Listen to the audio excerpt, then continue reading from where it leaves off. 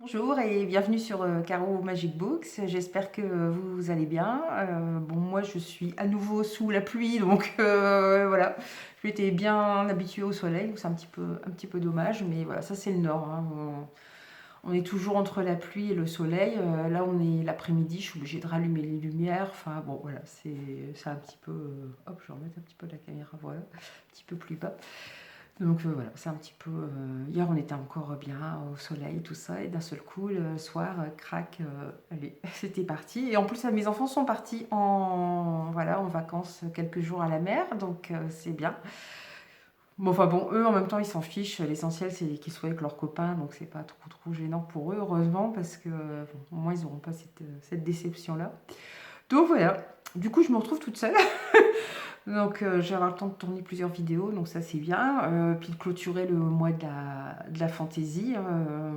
Donc, je voulais vous parler, oui, j'avais commencé à vous parler d'Urban Fantasy, de Bitlit, lors des deux dernières vidéos. Et j'ai retrouvé deux autres séries que j'avais commencé aussi, c'est pareil que je n'ai pas fini. La première, c'est Femmes de l'autre monde. Je vous mets de l'autre côté, Femmes de l'autre monde de Kelly Armstrong. Alors, ça a déjà quelques années. Donc là, c'est le tome 1, Morsure. Alors en fait, on va suivre. J'ai lu il y a déjà un moment, mais j'avais bien aimé. J'avais lu les deux premiers tomes. Et comme j'avais pas mal de séries déjà en route, je me suis arrêtée. Là, c'était donc chez Milady Brajolone. Donc c'est Elena qui est un loup-garou. En fait, elle a été mordue par erreur. Enfin, quand on fait sa connaissance, elle est seule. Et elle se retrouve avec la meute et on sent avec un. Alors je sais pas si le nom du personnage masculin est. Non, je vais pas le retrouver parce que ça fait trop longtemps que je l'ai lu. Et elle se retrouve dans sa meute en fait, enfin parmi ceux qui l'ont créée, qui l'ont aidé à voilà, à s'habituer à sa nature de louve. Et elle a des rapports très tendus avec un des membres. Alors on sent qu'ils ont des sentiments l'un pour l'autre, qu'ils ont certainement été ensemble, mais on a voilà un petit peu de mal à suivre. Et en fait, on apprend que euh, elle s'est retrouvée, je crois, elle a dû avoir une panne de voiture, enfin elle s'est retrouvée, ou je sais plus pourquoi, elle s'est retrouvée chez eux. Et cet homme, sous sa forme de loup, l'a mordu, sans lui demander son consentement. Donc il a même failli être viré de la meute. Enfin, le chef de meute était en rage contre lui parce que voilà, il n'avait pas à la mordre sans son consentement, parce que du coup, elle est devenue aussi un loup-garou par la force des choses. Donc on suit un peu leur aventure. Et c'est pareil, il y a toujours une enquête en même temps. Et ce que j'aime bien, c'est que par rapport aux autres que j'ai pu vous présenter, c'est pareil, ça tourne pas autour que de la romance entre les deux personnages. Il y a toute une partie enquête et surtout, je me souviens du premier chapitre qui est très marquant parce qu'en fait, on suit Elena alors qu'elle est en loup et qu'elle est en train de chasser et on a vraiment l'impression d'être dans sa peau, d'être avec elle en train de flairer la proie, voilà, d'être le prédateur. Enfin, j'avais trouvé ça très bien fait, bien écrit, de rentrer tout de suite dans la tête d'un loup-garou, puis d'un loup, et en pleine chasse, et de commencer, voilà, en ouvrant le livre sur ça, quoi. Ça changeait un peu des autres séries, et ce chapitre m'est resté marqué, alors que ça fait quand même déjà plusieurs années que je l'ai lu. Donc les deux premiers tomes, on va suivre Elena. Voilà, le titre c'est Femmes de l'autre monde. Alors je sais plus combien de tomes il y a, ça doit être aux alentours de 6 aussi. À partir du tome 3, on va suivre une autre jeune femme qu'on voit dans le tome 2, qui est une sorcière. Et je pense qu'il y aura encore d'autres héroïnes après. Voilà, on va suivre différents personnages. J'aime bien aussi ce concept de suivre différents personnages féminins ou de les voir s'entrecroiser, tout ça. Donc voilà, Morsure de Kelly Armstrong, femme de l'autre monde. Je vous conseille aussi en série d'Urban Fantasy. Alors toujours un peu, alors là dans la Bitlit, celui-là je l'avais lu, enfin voilà, la couverture était, c'est toujours que on va dire. Que Shell, tome 1 la marque de Jacqueline Carré, donc là c'était aussi aux éditions Brajolone, donc c'était déjà la couverture, pourtant il y a quelques années la couverture elle était déjà très belle. Et le tome 2 était comme ça en hardback. Alors je ne sais plus ce que j'ai fait de la couverture, il y avait une couverture dedans, mais voilà, comme ça. Alors en fait j'ai lu le tome 1, j'ai jamais lu le tome 2 parce qu'on va suivre, voilà, on va suivre Phèdre. on est dans un monde d'heroic fantasy. Là, c'est pas vraiment de l'urban fantasy. Là, on est entre l'heroic fantasy et un peu la beat-lit. Parce qu'on est dans un monde à part. Et elle, le Phèdre, en fait, j'allais dire dressé, mais oui, presque, a été éduqué dès son plus jeune âge, pardon, pour devenir l'esclave de plaisir des hommes, en fait. Voilà, elles sont plusieurs femmes comme ça, faire partie d'une sorte de communauté assez fermée, où on apprend dès leur plus jeune âge, aux très jeunes filles, je ne sais plus quel âge elle a, ouais, les enfants, voilà, quand ça lui arrive. Voilà, voilà, elles doivent satisfaire tous les plaisirs des hommes auxquels elles sont vendues ou prêtées, ou alors évidemment ce sont des hommes très riches, très puissants. Donc en même temps, elle a un rôle un peu d'espionne aussi. Voilà, on va aussi se servir d'elle pour qu'elle espionne en même temps. Donc ouais, c'est une courtisane en fait, hein, mais une courtisane, mais ça va assez loin parce que en plus elle est aussi éduquée pour qu'on la fasse souffrir, en plus qu'elle soit fouettée. Voilà, c'est plein de choses comme ça. Donc c'était un petit peu choquant quand même, cette façon de traiter les femmes. Si j'ai le temps après, je vais vous parler d'un autre livre aussi où on suit une femme qui a été esclave, mais pour le coup, on n'a pas du tout la même vision, quoi. On la sent pas comme une femme faible voilà, ou destinée juste au plaisir des hommes. C'est assez différent, mais je vous en parlerai après. Mais voilà, pour revenir sur Jacqueline Carré, enfin sur Quechel, voilà, c'était un petit peu, ça m'avait un peu choqué parce que ça allait loin. Je crois que j'ai même pas lu ou je l'ai fini en lisant en diagonale, mais j'ai même pas lu jusqu'au bout. J'avais dû acheter le tome 2 dans la foulée. Alors je pense qu'un jour quand même je les relirai, mais j'achèterai la suite en occasion parce qu'après on suit son fils aussi, donc ce sera peut-être un autre point de vue, une autre façon de faire. Mais voilà, bon, c'est pas celui que je vous conseillerais. Voilà, c'est ce que la place de la femme n'est pas exceptionnelle, on va dire. Donc je pense que j'ai fait le tour un peu de toutes les sagas que j'avais lues. Donc voilà, je voulais vous parler, donc je vais en profiter pour vous parler de l'autre saga d'Heroic Fantasy où l'héroïne est une femme. Donc c'est en auto-édité. C'est de Laurent Delépine, pardon. Delépine, voilà.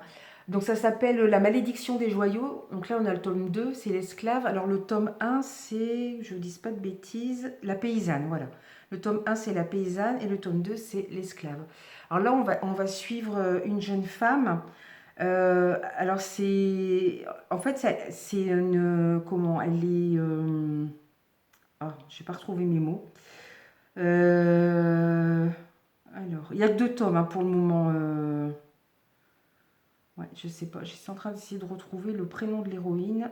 Ça, c'est terrible. Moi, j'arrive pas à retenir les prénoms des. J'y arrivais avant, j'y arrive plus maintenant. Si.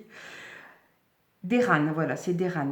Donc en fait, on suit dans le tome 1, on découvre Deran, mais on la découvre déjà plus âgée, bon, elle a peut-être une trentaine d'années, avec son fils sur un marché aux esclaves, et on apprend les gens pensaient qu'elle était morte.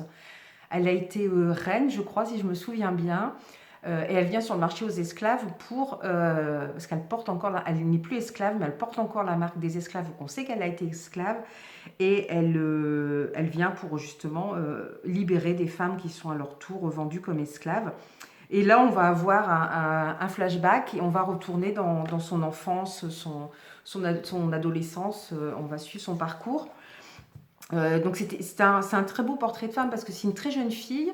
Elle vit dans un petit village. Elle est très belle. Par avance, elle est très belle, mais elle est enlevée par une créature, si je me souviens bien, mi-lézard, mi-homme, qui incruste en fait dans sa peau des joyaux, mais de façon très artistique, ce qui la rend encore plus belle. Bon, c'est une douleur pour elle, et puis bien sûr, c'est contre sa volonté.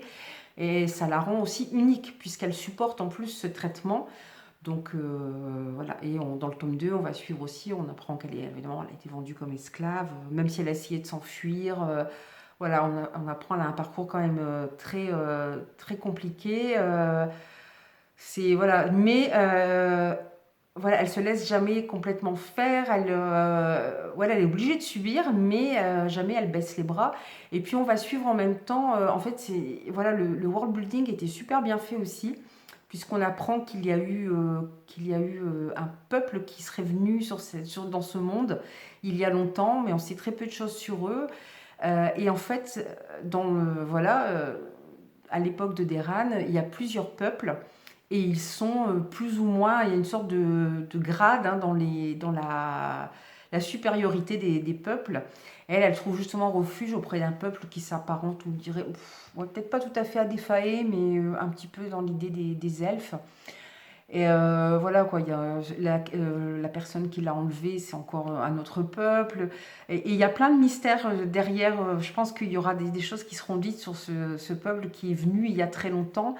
Et voilà, sur cette hiérarchie des peuples. Et dans le tome 2, on va suivre une autre femme qui fait partie du peuple qui a pris Deran sous son aile.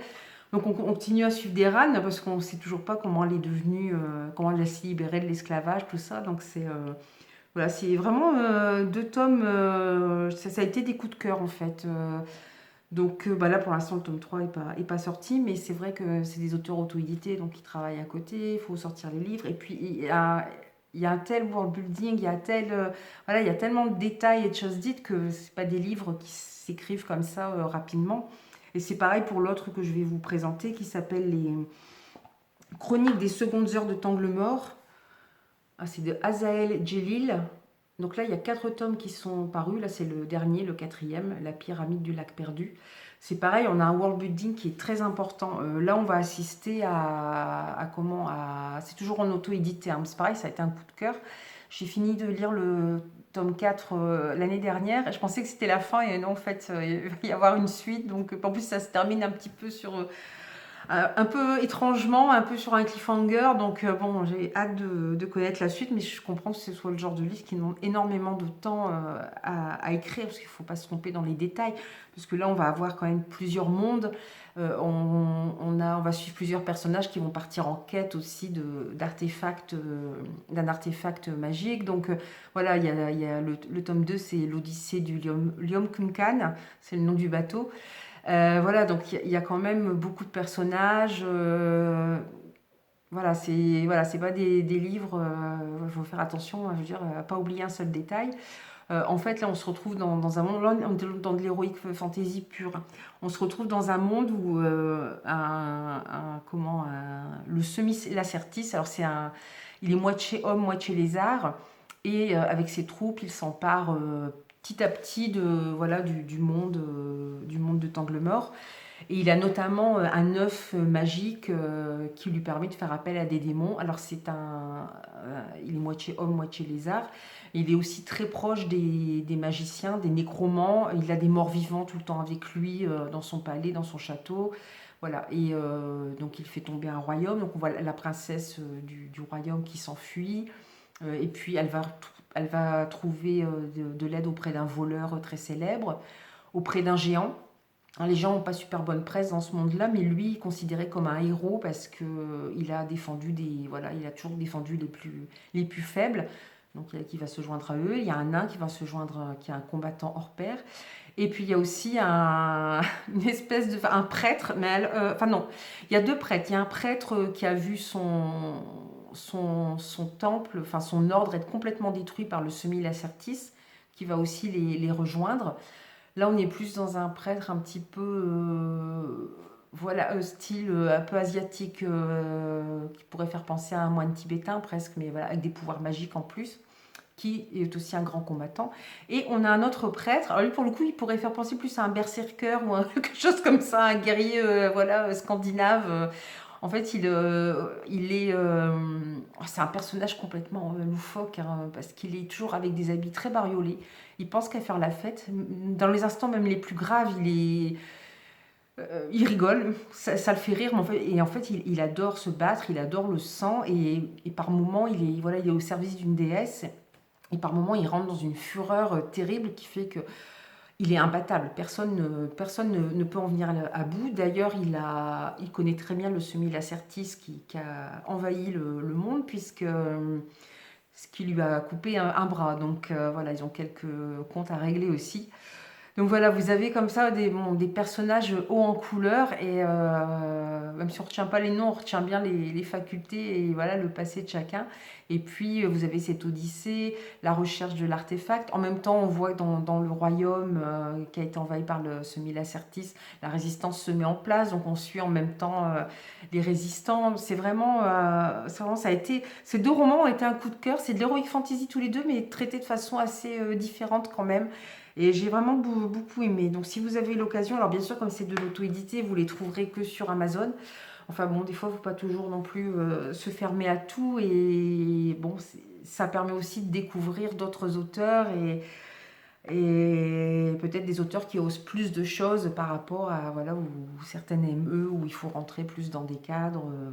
Voilà. Donc en tout cas, je vous conseille donc, les chroniques des secondes heures de Tanglemort et puis La malédiction des joyaux. Mais je vous remettrai les liens en dessous de la vidéo.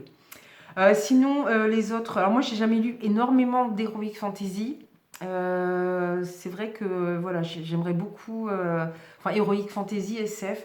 J'ai des grosses envies. Là, j'ai vu le film Dune, donc j'aimerais bien un jour lire Dune. J'aimerais bien, j'ai vu la série La Roue du Temps. Puis il y en a plein d'autres, hein. Il y a l'Assassin Royal, l'Épée de Vérité, Les Aventuriers de la Mer. Enfin, j'en oublie, mais voilà, il y a plein de séries comme ça que j'aimerais commencer. Mais quand je vois la taille des tomes, des volumes, et quand je vois voilà, le nombre de volumes, je me dis, bon, entre les SP, si je veux me caler un peu de lecture personnelle, c'est un petit peu compliqué. Donc du coup, voilà, mais un jour peut-être, j'ai un Terry Pratchett aussi, j'aimerais bien aussi, parce que c'est l'heroic fantasy, mais avec de l'humour, et j'aimerais beaucoup le découvrir aussi, cet auteur, et bon, c'est toujours un peu le temps qui manque. Ouais. Mais sinon, bah, un peu comme beaucoup, voilà, le Trône de Fer, alors j'étais pas très heroic fantasy quand je l'ai lu, la série est sortie, tout le monde en parlait, je me suis dit, ça, voilà, on a toujours peur quand quelque chose marche super bien, que tout le monde dit que c'est bien, on a toujours peur d'être déçu. En fait, j'ai regardé la série, j'ai adoré. Même si c'est vrai, j'ai quelques réserves sur la dernière saison aussi. Et du coup, ça m'a donné envie de lire, de les lire. Et puis, du coup, à la base, quand j'ai fini l'intégrale, qui est la dernière intégrale 5, j'étais en avance par rapport au feuilleton. Maintenant, la série s'est terminée, alors que le livre n'est pas encore fini. Je crois que George R. Martin annonce quand même la sortie du livre depuis peut-être 2019. Après, vous me direz, il y a eu la Covid aussi, donc évidemment, ça n'a pas aidé. Donc moi, j'attends la suite parce que là, où j'en suis arrivée au dernier volume, Tyrion, par exemple, n'a pas encore rencontré Daenerys.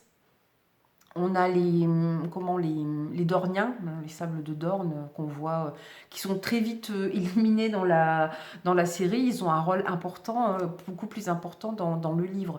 Donc voilà, il y a beaucoup plus de détails. On n'en sait toujours pas plus sur Jon Snow. Voilà, il y a beaucoup plus de choses. C'est vrai que les premières saisons collent assez au roman. Après, bon, bah, c'est vrai qu'ils ont dû terminer la série. Donc voilà, ça a été un petit peu plus vite. Et je serais curieuse de savoir quelle fin George R. Martin va donner, lui, à Game of Thrones. Parce que voilà, la série a sa version, mais est-ce qu'il y aura la même version? J'en suis pas sûre, parce qu'il y a quand même pas mal de choses qui diffèrent. Bon, en plus, ce qui était sympa, c'est que les noms sont pas toujours faciles à retenir. Alors, je les avais vus avant dans la série, donc c'est plus facile après de les retenir. Si ce n'est que bon, les derniers volumes, effectivement, le personnage n'apparaissait pas dans la série ou n'apparaissait pas tous. Et puis il faut savoir que voilà, en France, ça a été là c'est chez Pygmalion. Et je crois que c'était édité chez J'ai lu ou Pocket, je sais plus. Donc c'était des volumes pas très gros, mais il faut savoir qu'aux États-Unis, quand il sort un tome de Game of Thrones, ça fait au moins 1000 pages. En fait, c'est nous en France qui avons redivisé, mais ouais, là il y a près de 1200 pages. Mais en fait aux États-Unis, il le sort. Enfin, non, il n'est pas américain, il est anglais. J'ai une bêtise. Enfin, que ce soit aux États-Unis ou en Angleterre, au Royaume-Uni d'ailleurs. C'est pas noté. Scénariste, producteur, hop, hop, hop. aux États-Unis. Non, je pense qu'il est américain. Je ne sais plus trop, j'ai un doute là. Mais voilà, ça sort en volume comme ça. Donc oui, évidemment, c'est sûr aussi que c'est long pour ressortir le... Alors je sais pas si ce sera le dernier, le prochain qu'il sortira, mais bon, j'espère bientôt l'avoir et enfin pouvoir le lire. Sinon, j'avais commencé, c'est pareil, j'ai pas eu le temps de finir, une série, pareil, là on est vraiment dans de l'heroic fantasy. Enfin, on débute dans notre monde et on finit et on va dans un autre monde. C'est les, enfin, je pense que ceux qui, voilà, qui sont adeptes Heroic Fantasy doivent connaître. C'est les chroniques de Thomas Covenant je sais pas Stephen R. Donaldson. Donc là, il y a 6 volumes de sortie. Oui, c'est ça, 6 volumes. Et là, c'était chez Le Pré au Clair. Voilà, Le Pré au Clair édition. Euh, alors j'avais commencé à les lire, j'ai arrêté, donc j'ai recommencé à les lire pour bien me souvenir, parce que c'est pareil, vous entrez dans un autre monde et il y a un world building aussi très important, donc c'est toujours embêtant. Donc j'ai lu la première trilogie, parce qu'on peut la diviser en 2 trilogies, et j'ai lu le premier tome de la seconde trilogie, mais bon, encore une fois je me suis arrêtée, mais là je ne les relirai pas, c'est resté un peu plus clair dans ma tête, donc je pense que ça ira.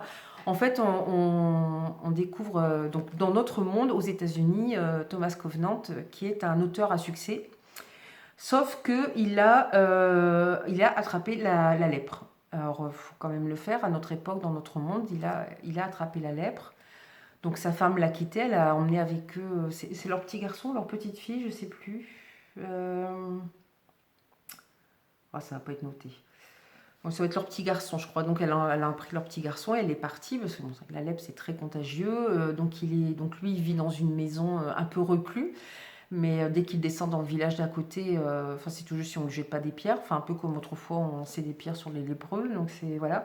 Donc il est devenu un reclus et jusqu'au jour où il s'assomme, enfin il boit, voilà, il est pas bien, il s'assomme, il tombe et il se retrouve dans un autre monde.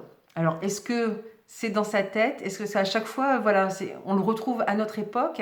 Enfin, dans notre monde, et il lui arrive quelque chose, et il se retrouve dans ce monde fantastique. Et alors à chaque fois, et en plus, il y a plusieurs années qui sont passées. Et le temps passe plus vite dans le monde fantastique d'où il vient.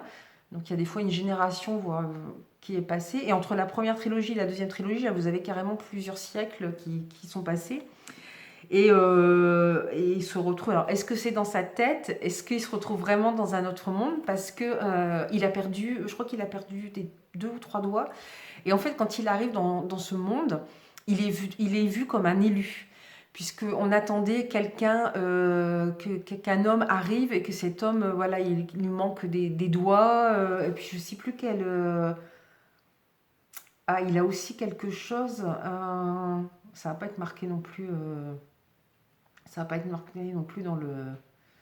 Voilà, ouais, c'est le fief, le monde dans lequel il se retrouve.